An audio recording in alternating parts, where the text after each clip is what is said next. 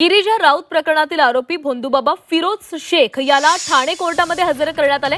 गिरिजा राऊतांच्या तक्रारीनंतर सावंतवाडीतून फिरोज बाबाला पोलिसांनी ताब्यात घेतले।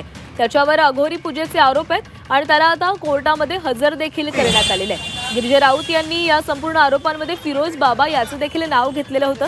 कशा पद्धतीने आपल्यावर अघोरी उपचार करण्यात येत होते याची माहिती देखील त्यांच्याकडून देण्यात आलेली होती आणि आरोपांनंतर फिरोज बाबाला सावंतवाडीमधून ताब्यात घेण्यात आलेलं आहे आणि त्याला आता ठाणे कोर्टामध्ये हजर करण्यात आले। आणि या संदर्भामध्ये अधिक बोलणार आहोत आमचे प्रतिनिधी शुभम कोळी आपल्यासोबत आहेत। शुभम, फिरोज बाबाचं या संपूर्ण प्रकरणामध्ये नाव आलेलं होतं, त्याला सावंतवाडीमधून अटक करण्यात आली आणि त्याला आता कोर्टामध्ये देखील हजर केले। काय घडामोडी सुरू आहेत?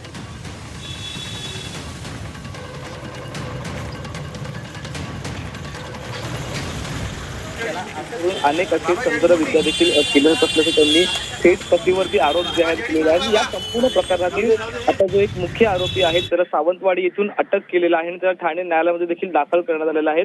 या प्रकरणानंतर आपण पाहिलं तर 2018 पासून तिच्यावरती अशा प्रकारचे अघोरी विद्याचे कृत्य केले जात असल्याचं थेट गिरिजा राऊत यांनी सांगितलेलं आहे।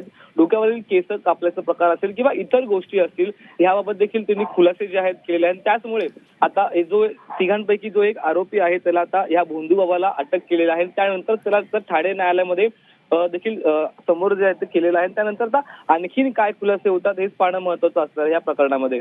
नक्की शुभम, धन्यवाद दिलेल्या सविस्तर माहितीसाठी।